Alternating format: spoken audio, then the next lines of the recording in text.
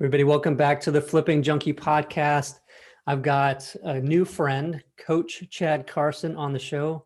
Welcome to the show, Chad. Yeah, great to be here, Danny. Thanks for having me. Yeah. All right. So, who is Chad? Chad is an entrepreneur. He's a writer. He's a teacher who used real estate investing to reach financial independence, believe it or not, before the age of 37. Soon after, he traveled with his wife and two kids to live in, I don't even know how to pronounce this, Cuenca? Yeah, Cuenca, Ecuador. All right. Cuenca, Ecuador, for 17 months. He's also written a best-selling book, Retire Early with Real Estate, and he also hosts the popular podcast, Real Estate and Financial Independence. When not writing about himself in third person, vying for the Silliest Dad Award, or playing pickup basketball, or publishing in-depth posts and podcasts on CoachCarson.com, Chad enjoys volunteering with a local nonprofit he co-founded to create a network of walking and bike paths in the hometown of Clemson, South Carolina. All right, Chad. I like that the sentence was, when I'm not doing this. Stay busy, like retiring is not about doing nothing. It's right. We got to have something to do, right? No, that's cool. I like that. All right. And then the bike pass and walking pass, that's really, in San Antonio over the last 10 years, maybe a little bit longer, they've created this whole network of, it's just incredible. It's so wonderful. Yeah, believe it or not, I've never been to San Antonio. I need to come visit, but I've heard so many good things about the Riverwalk and about that exact network of just livable places where people enjoy getting out of their house, walking around, meeting people. I think that's a pretty cool place to have. Yeah. All right. The episode today is going to be, I think we're going to center this around what you've got behind you. So if you're not watching this on YouTube, there's a sign behind Chad on his wall that says, "Do what matters." Do you want to explain what that's all about? Yeah. So early on in my kind of blogging career, I tried to write a manifesto that basically said, I'm writing here about real estate, I'm writing about money, and those are important things, but really they're just tools in a toolbox, just like when you invest in real estate, you have these financing tools and they're just helping you invest. That don't make them more important than they are. They're very important. They're fun to use. And I love using these tools, but what are we actually trying to build? Like with those tools, we're trying to build a life that matters. And the thing about that is so variable. It depends on you. It depends on me. Like we all have different ideas of what that means, but I've had a lot of fun as somebody who gets to be on podcast and write and blog and do YouTube, of trying to listen to what matters to them, and then help real estate be the tool that helps them get there. So I try to keep that front and center, that whether it's with my own life, like just try to, that kind of like a compass, what's your north? Like, let's just always kind of bring it back. Like why are you doing this?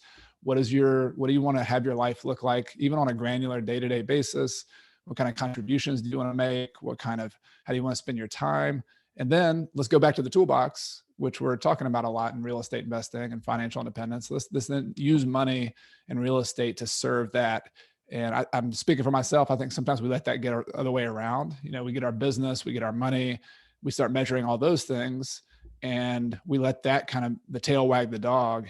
We let that thing, the tools become the main thing, instead of focusing back on this life we're building. Yeah, wonderfully said. That is something, and I myself have gotten stuck in that more than once.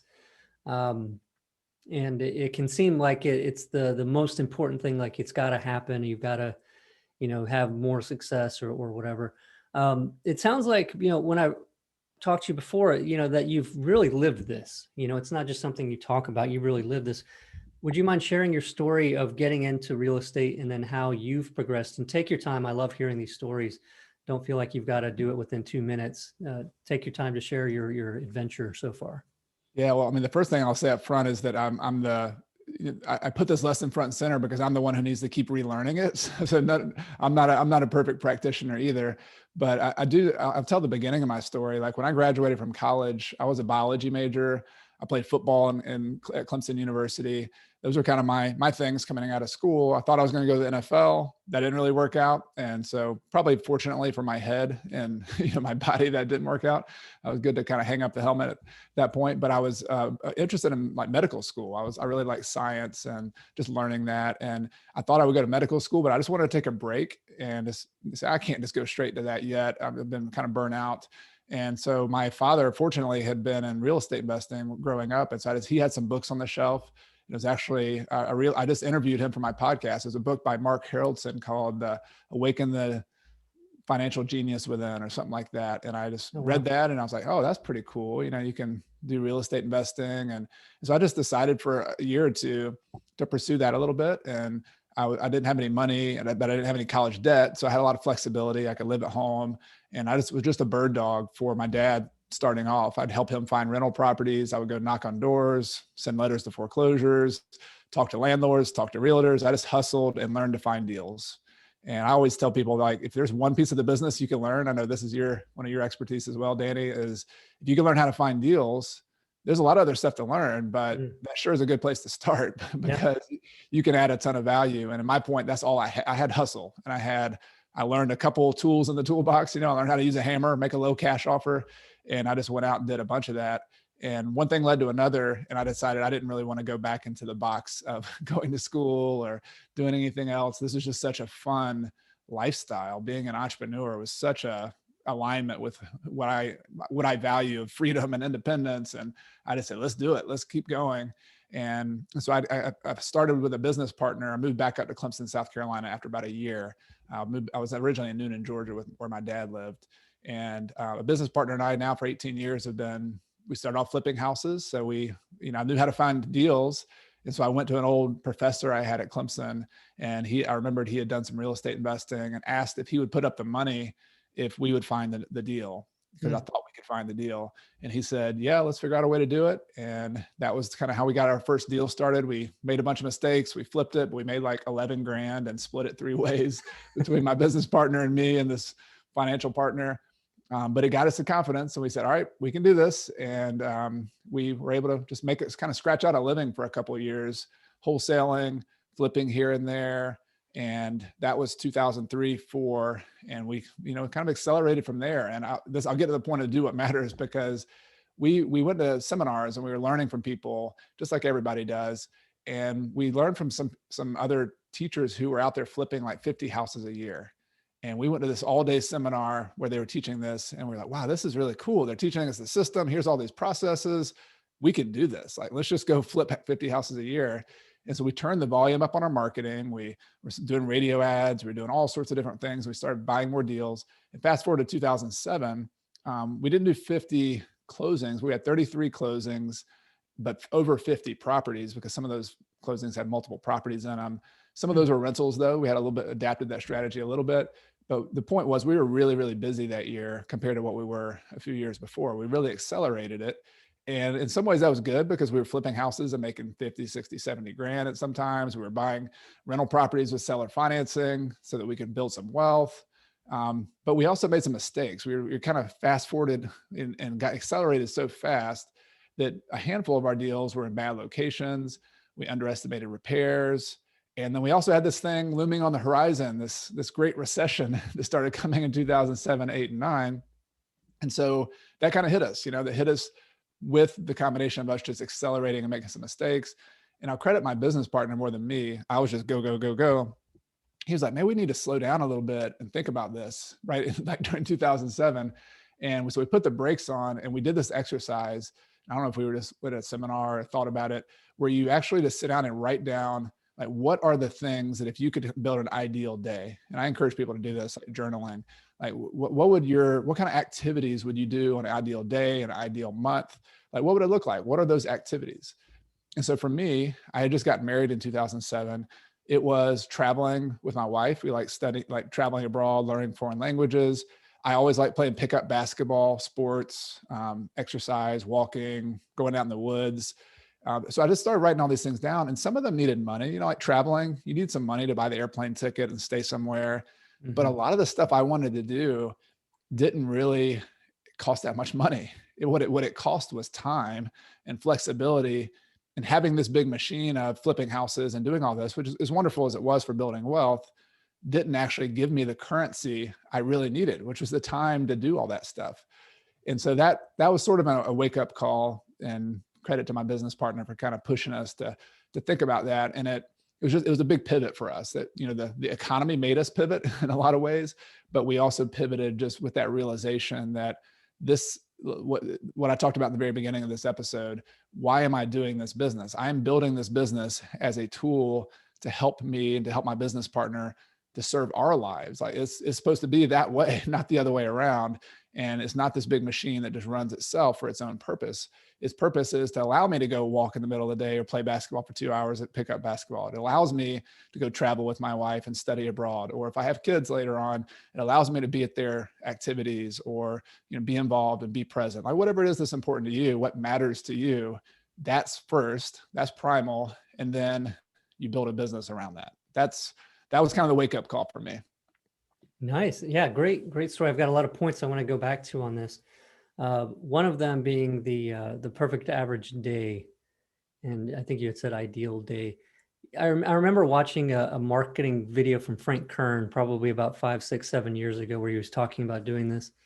And it was funny because he said, it's got to be your average day though, because, if you if you like, he's crazy. He's a crazy marketer, right? So he says, like, because you can't just do blow and hookers all day long every day and like have a good life, right? Like that's Frank Kern, not me. But it's hilarious. So because it really is like, tone it down a little bit. Don't make it be like, because you don't want to go surfing all day every day either. Most likely, most people won't. And so really determining what that realistic, true life that you want.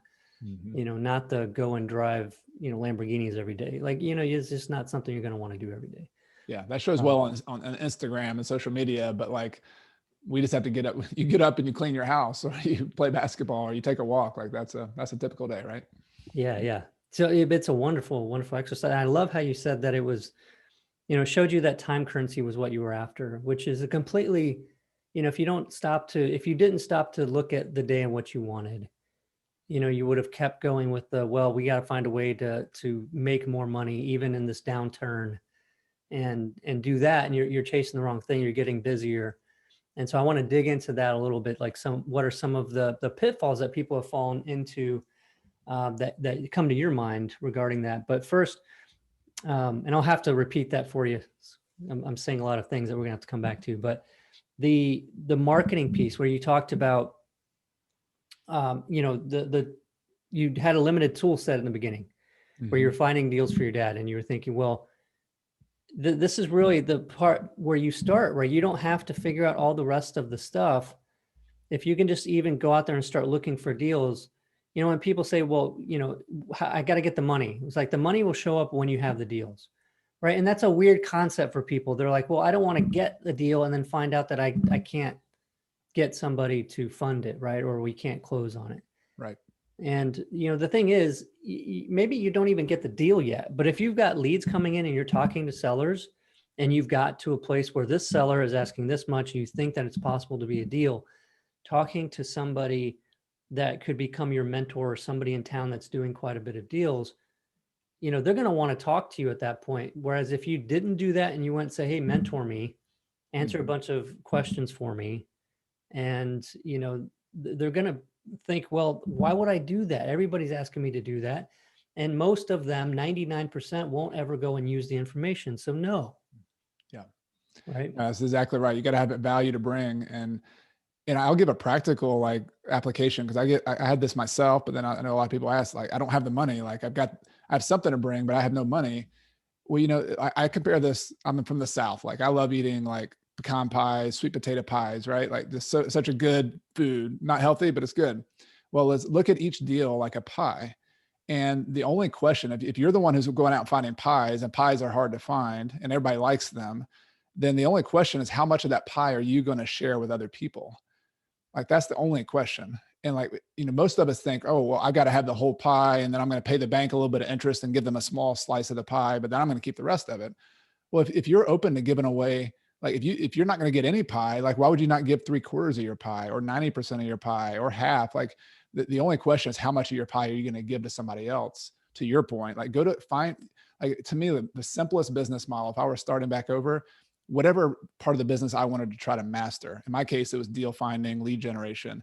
But even if you were if you wanted to do leasing, or if you wanted to do rehab, find one little small piece and then go find one other competent person that you trust to do the other parts of the business for you. And then you just bring that one thing and you share the pie with them. Like is such a simple business model where you can borrow the business model from someone else who you trust and who you build a relationship with. And then you, to your point, you're not asking for them to be a mentor. You're bringing value to them. Like you're doing something for them, and then you expect to eat part of the pie, like and you'll find that that's such a rare phenomenon, that somebody has that kind of insight to be so unselfish to give away most of the pie, that the people who have money are going to be like, wow, like this person has it going on. They're so rare. I'm going to like find a way to do business with this person. That you're going to find the exact opposite from where other people are getting turned away from the experience, people with money. This person is going to say, wow, that person, Danny or Chad or whoever it is, has so much insight and they have a hunger that I need to like bring that person into my fold. That's what happens. Yeah, I love that point. That it is a rarity. So you stick out and you like crazy whenever you've done something like that. It's like, whoa, here's somebody. And I've experienced it too. The hustlers, like and I'd say hustling, and you don't have to hustle for a long time. Even just a little bit of action. It's just the whole thing that most people will not take any action. It's so easy to learn, so easy to spend your time getting the knowledge, but the people that take action are rare. And that's the whole thing. And I love the parallels in our story and our journey though, because 2003, me 2003, I just found out, you just mentioned that a professor was putting up the money and you were splitting 3 ways. And, my mentor was putting up the money for me at the beginning and we were splitting half and half. I was doing all the legwork, finding all the deals, and then we were splitting net. And you're putting up the money. And the beautiful thing, some people, like if you're sitting out there and you're thinking, well, I don't want to give up half of my profit, for the lender on that. But look at what I was gaining from that. I gained a mentor who kept me from making huge mistakes, which is priceless. Yep. And the confidence that when I brought a deal to him, that if he said, yeah, let's do it, I'm getting a good deal. Like all the risk is gone. It's his money, right? If he makes the mistake and we screw up on it, I'm not losing anything but my time. Yep. And it's a world of abundance. Like how many deals can you do like this is how Warren Buffett got started. Like I was just reading about him last night in an investing book. His original partnership was he had some family members put up $100,000 and his deal was like, you make the first 6% return and then everything else above that, we split it. Like it was such a simple little deal. And that's how he started his multi-billion-dollar fortune. Like, and so it's like, it's not a novel concept. I mean, people do this all the time, but back to our point, like it shows that you trust your ability to go find more deals. Like as long as you can find more deals, then why would you not do that? There's an unlimited amount of money. And at some point you could try to pay less, right? I mean, I pay 6% on my private lenders now instead of half, but that's the evolution. Once you build more trust with them, once you're a known commodity, as a new investor, you got nothing. You got to take what you can get. And just, 50-50 is a great deal for a new investor. Right. Yeah. And you get to that point where you've got that track record and you can trust that, enough from experience, right? Not from reading or learning from actual experience. And then it's pretty easy to get private lenders at that point with the track record, showing here's the properties, all that kind of stuff. Obviously approaching them, that's not the topic here, but there's some things to be careful of how you approach people to be lenders. But anyway, back to the topic at hand though, let's get into what are some of the things that, people do to overcomplicate the business and kind of lose track of doing what matters. I think I'll speak for myself. Part of it was speed. Like I think sometimes we get impatient with the pace of how quickly we need to get our goals. Like I've heard, I forget who said this now, but like everything is possible. It's just not possible right now. Like if you're willing to be patient and persistent, virtually anything's possible. Like, Elon Musk wants to go to Mars. Like the dude's patient and persistent, he's trying to make it happen. But, I think I got in a rush a little bit. And it's easy for that to happen, like I'm an impatient person. I make things happen. We're entrepreneurs. We get out and do it. But I think sometimes if you don't let the process happen, you can try to over leverage. You can make mistakes. I know I did too many deals. I think sometimes a healthy sort of patience. You can think about this like a race. Like if you're running like a 10K race, there's always the immature runners who just sprint out at the very beginning of the race, and they're just sprinting in the beginning.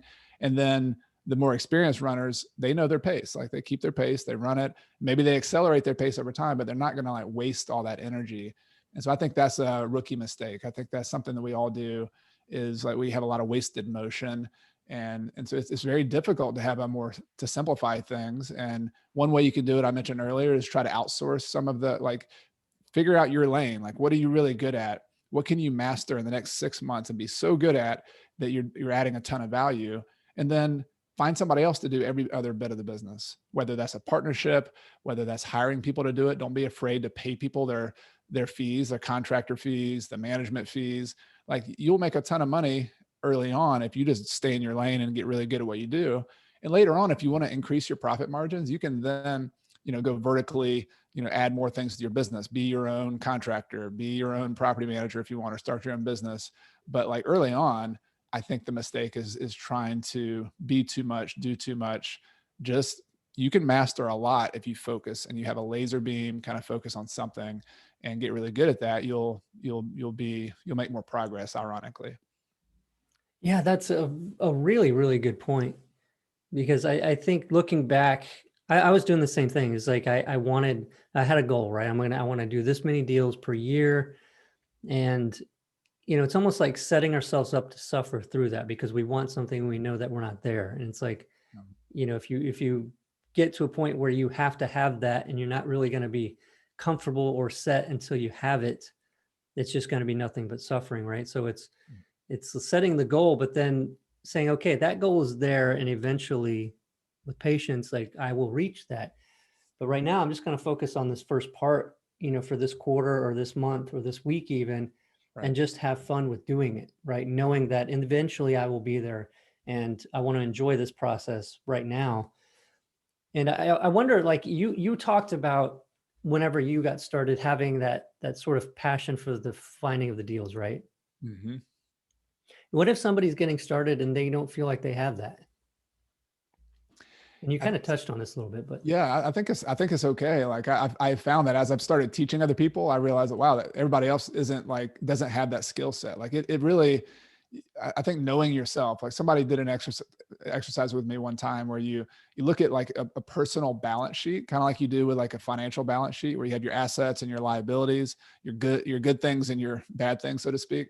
Like do the same thing with yourself. And from a personality standpoint, like I'm not necessarily extroverted. I mean, I consider myself more of an introvert. I've kind of put myself out there now, but I am willing to try to become a better communicator. And so early on in my career, I was willing to go talk to hundreds of sellers and make offers and get rejected. I don't know what it was in my personality, but I was just willing to do that. There are other people who are much less willing to do that, and it's just not their thing. So you either need to find another way to find deals. I know you've done a lot of good, just like, hey, let's get lead generation coming in so that I do have to talk to people, but it's like there's a system here. So if you're a good systems person, if you're a more engineer mentality, maybe there's a way you can kind of build that into your lead generation. So there's always a way to find deals. But even if you aren't that, let's say you're somebody who has a full-time career, this is a lot of people, and they make a lot of good money as a doctor, a nurse, a engineer, whatever, just be okay with like having a little bit different business model in real estate. Like you're the capital person, you're the behind the scenes person. Find a young Chad, young Danny to kind of be your deal finder and partner up with them, or be a private lender or hard money lender, or just a 50-50 partner somehow. I think this is kind of like knowing where you know your personal assets and liabilities. Your liability might be not much time or maybe not much interest in kind of being the deal finder, but you do have money, you do have knowledge, you have insight, and you can bring something to that. But you're still going to have to join up with people. Like it's always the puzzle is putting the people together, the team together. And the more you know your assets and liabilities, and then you can match up with people who have kind of the opposite. I used to have my mentor, that professor who loaned me the money the first time. He used to tell me, he said, Chad, you're the young lion, or you're the young pup. I'm the old lion. That's why we match up. Because he's just the old lion who's kind of lazy, sitting around, doesn't really want to do that much. He's done his hunting, and he's just sitting up there watching the young pup, go out and hustle and waste all his movement. And that's a good partnership. The young, the young pup and the old lion is good. So find your own way to partner up with people Mm. and that matches your skill set. And then you don't have to be the deal finder all the time. And I can imagine some people have a question about, well, how do I find those people? And the only thing I want to add to that, and I'll let you add what you want to add to that, but I think it's not so much sitting down and figuring that out. I think it's a matter of just doing what you got to do right now and having that in your mind, knowing that I don't really enjoy this. I'm going to do it. I'm going to take action and do this anyway, and be Right. open to anything that comes up to help me in this situation. I would agree with that. Yeah. I mean, if you're going to be a full-time or entrepreneur, you're going to have to be a marketer, a deal finder for sure. I just think you can evolve that to be to meet your needs and then also meet your interests. But early on in anything, you got to sweep the floors, you got to clean the toilets, you got to do the things that you might not like to do while you learn them. So yeah. And if you want to meet those people and partner up, one of the things that I was convinced of with real estate is that this is a people business. And, there are investing businesses out there where you can just press buttons and Warren Buffett sits there and reads, reports every day on businesses and wants everybody to leave him alone. Although he does have conversations with people. This is real estate is very much about, you have to network. You gotta, and that can be kind of some people don't like the idea of networking, but you got to meet people like you and I. And when you were on my podcast, we talked about driving for dollars, and where as a technique to go find vacant houses and things like that. But it's also a technique to meet people. And if you treat it that way, you can meet contractors. Every time you see a contractor van or a big dumpster in the front of the house, like get out, even if you're uncomfortable, and go talk to that contractor, ask them questions. What's going on here? Like the way I guide myself is just be curious. Like if you're just always curious about what's going on, people don't mind curiosity. Like people are like, if you're just a humble learner who's just trying to learn, and people are willing to share. They might be busy. They're like, hey, I don't have time for that right now. But you just ask some questions, and you're coming from a place of curiosity and trying to learn. And then you're asking questions. So you ask that contractor, hey, I'm an investor as well. I'm looking for other projects in the neighborhood. Just notice you're fixing this up. Is this your project? Or are you fixing it for somebody else?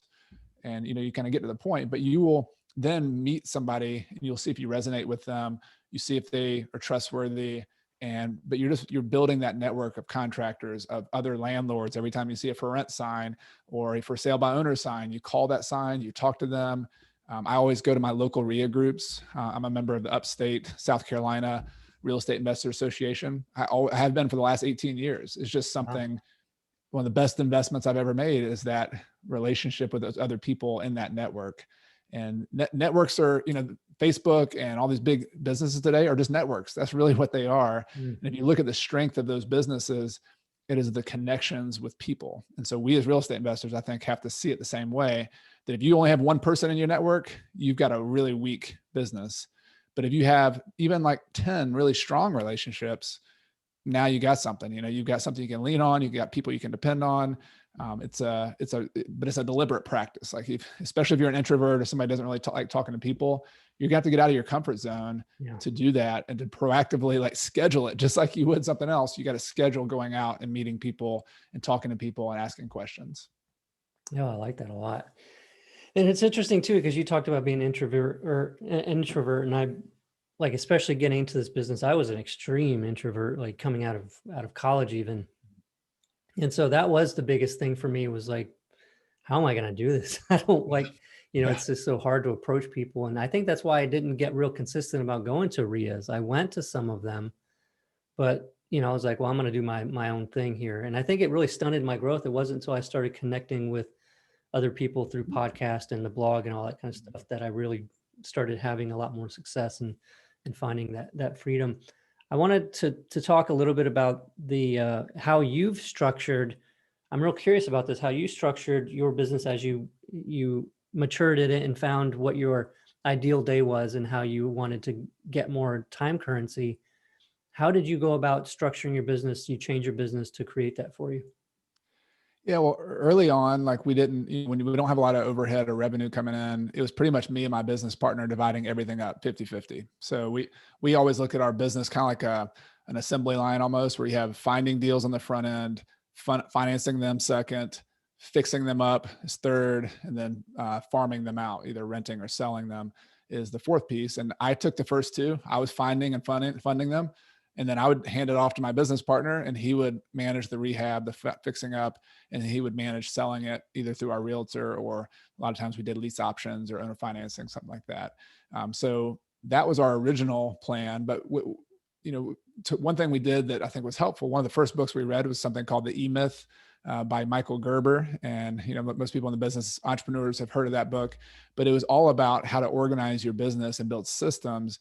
And even before you became a big business. So like my business partner and I read that book like the very first year, and we sat out on his couch in his house. I remember this. And it recommended you build like an organization chart, that here's the CFO, here's the property manager. I mean, so we had like it's like 16 roles, but it was just the two of us. And so we were like, all right, Tommy, which one do you want? Crazy. Yeah. Yeah. We were just like pulling cards basically. All right, you take that one, you take that one. But what it forced us to do is, the other recommendation with that was to build an operations manual. And so the idea of the genius idea from the E-Myth is that you not only work in your business, which is doing the deal finding, doing the financing, doing the fixing up, you also work on your business. Whereas every time you do something, you turn that into a checklist, turn that into a system. You write down the process of how you do it. Like, even if it's not a perfect process, by writing it down, you then have something that you can innovate later on. You can change that process. You can evolve it. You can get a best practice. And so we did that. We had a 3-ring binder operations manual. Now we have a PDF, online kind of Google file, Google Drive files are the same thing. But what that did though, is when we finally did pivot in 2007 and say, all right, we've got to make this a lot more of a lifestyle business. We started thinking about who are the next people we want to eventually help take over some of the stuff we're doing. We're doing it all ourselves. And one of the first people we hired was a bookkeeper, just to help us do some of the administrative. And it was a big deal for us because we didn't have that much money. We're like, all right, we're going to hire her for 10 hours a week, and she's going to go check the mail, and she's going to do this. And, it was like, $20 an hour times $10 a week, So that was for us, it was like, all right, that's a real overhead. But then it was such a big weight off of our shoulders to hand off some of that stuff. And it worked. We were like, here's our system. Here's what you do. Here's how you enter bills into our QuickBooks. And then the next step she was really good. She was amazing. She could also help us do collections when we were doing a lot of rental property. She could also help us do leasing. And so it evolved, like the way it evolved eventually for us was, she was like kind of an internal team member who took over 90% of the property management functions, because we were doing a lot of rentals at that point, and lease options and owner financing.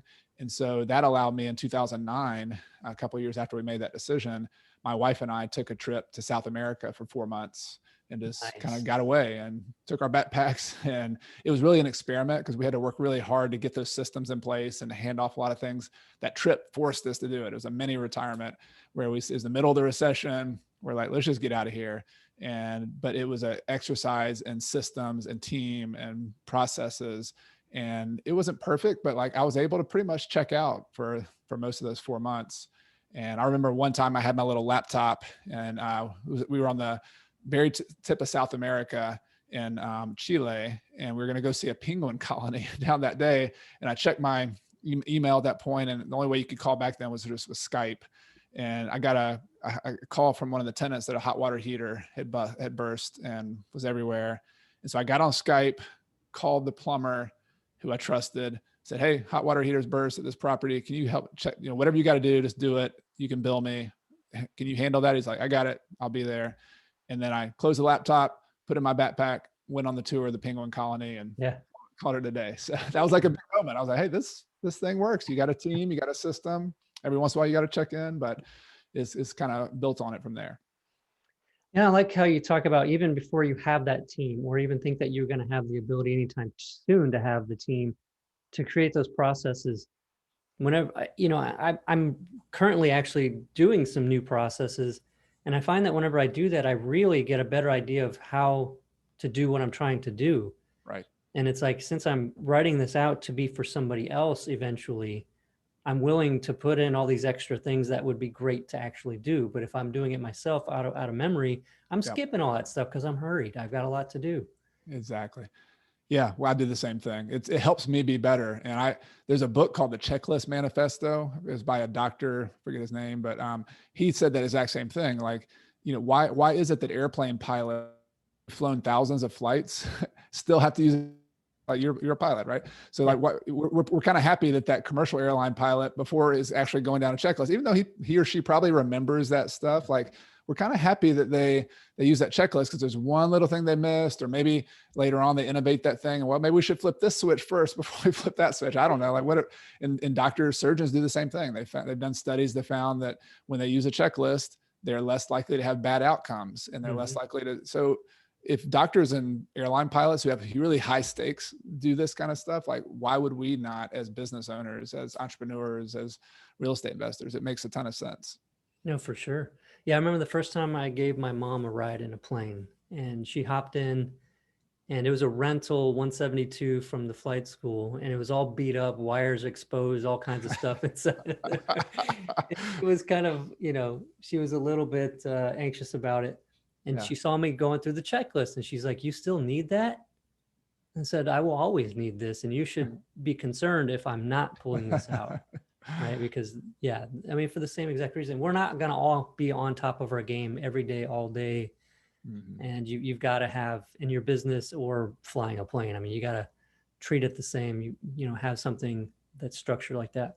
So that's great. You guys started transitioning. Also, did you start focusing more on trying to find long-term investments, things that were going to provide, income for you without having to keep, because the wholesaling business, for sure, you've got to keep that machine going because you make the money, you spend the money. Yeah. Yeah. I mean, we had already in 2007 started kind of getting the idea that we didn't want to always be flipping. Like I think, just seeing, I read books like by John Schaub, Building Wealth One House at a Time. Seeing my dad had rental properties, and there was always in the back of my mind that like, all right, if you just look at the basic business model, it's not that I like flipping. I love the fact what business can you generate big $50,000 hits or $70,000 hits at a time? That's pretty incredible, but it is a business. It is a job. And I really like the idea. I've seen landlords who spend 30 minutes a week from anywhere in the world and make $10,000 a month, $20,000 a month. Mm-hmm. Like that's a completely different business model. It's still a business, but it's a very, very passive business. And one thing that convinced me that we needed to make that transition was that if you look at building a really good operational business where you have employees, like I know there are people who can build those and build systems and outsource it. And I know you've been one who've done that and done it successfully. But my own experience, and this might just be my own flaw, is that it's much more difficult to do that. Like, and there's a lot of like mishaps and kind of growing pains on the way to getting to a business like that.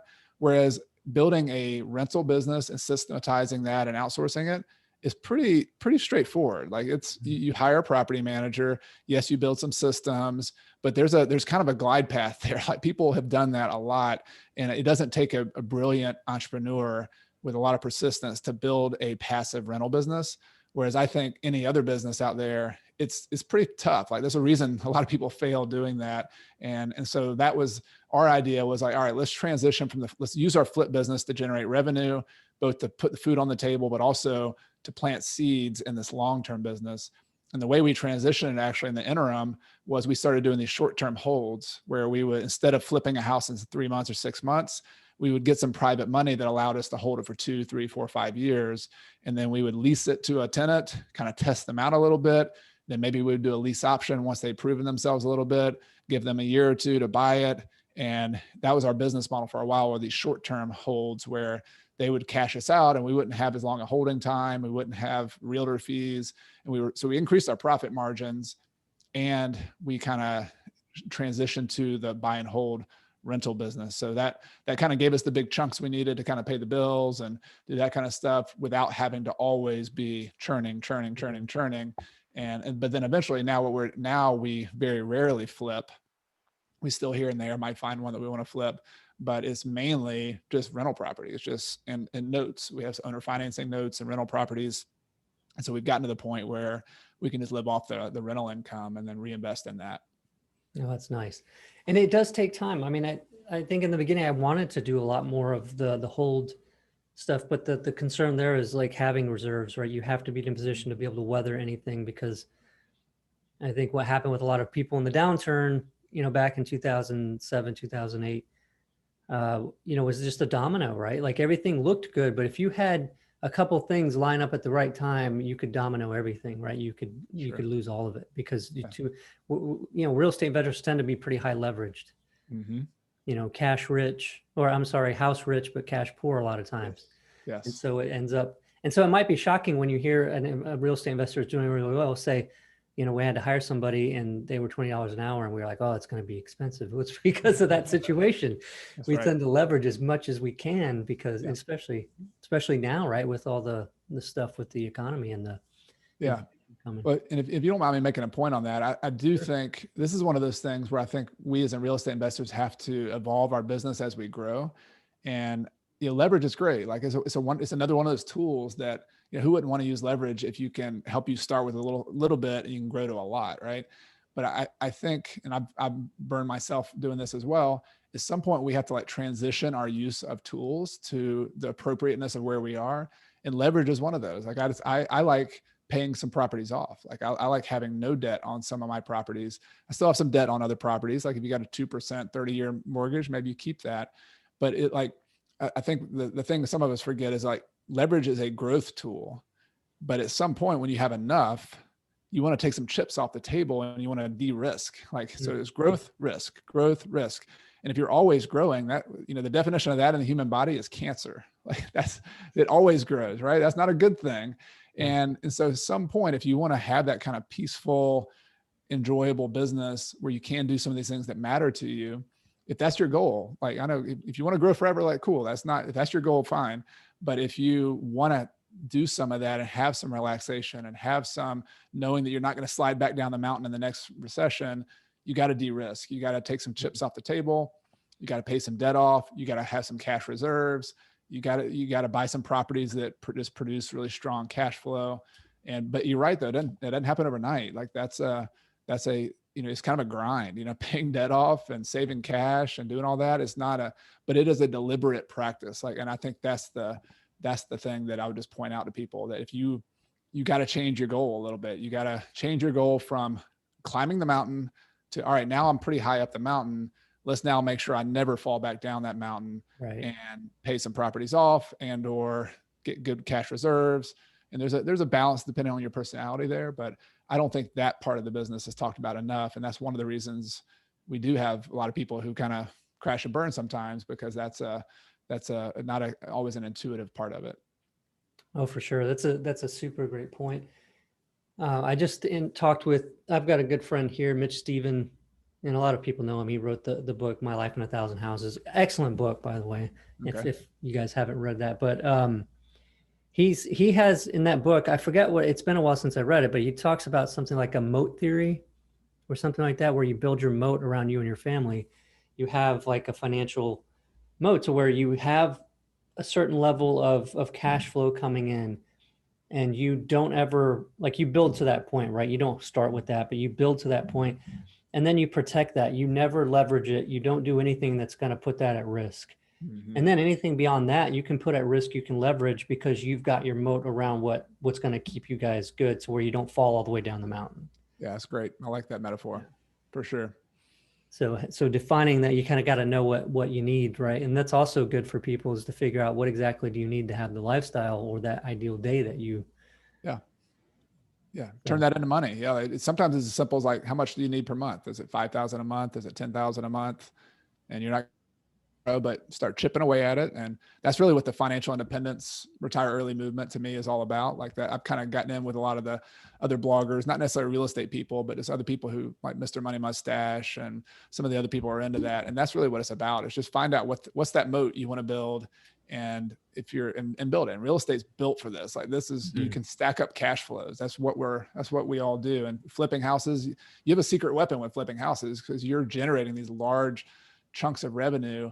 But the key is what do you do with those chunks? If you just always keep churning them, and you never plow them back into something permanent, it's been fun. It's been a fun ride, right? Yeah. But from a financial independence standpoint, it's the plowing it back into those permanent assets is the name of the game. That's what gets you to that point where you don't have to churn anymore. Absolutely. Yeah, this has been great, Chad. Really good information here about figuring out what matters, and then working the business to create that lifestyle that allows you to do what matters to you, and it's all individual. So thank you so much for being on the show.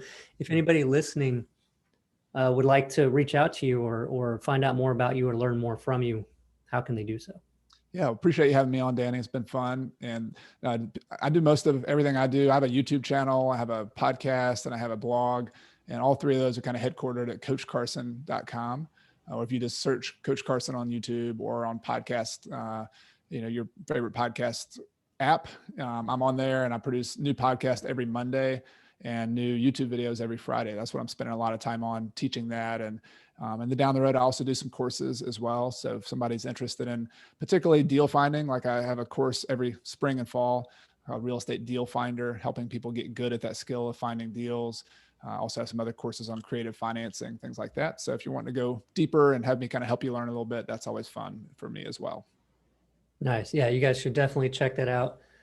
Chad's been in the business a long time, been through thick and thin, made the mistakes like we all make and like you're likely going to make as you get into the business and find your way. But definitely would trust a person that's been through things, have made it through, and really keeps what matters most to him at the forefront as somebody that I would recommend working with. So thanks again for being on the show. We'll keep in touch. Enjoyed it, Danny. Thanks a lot. Yeah.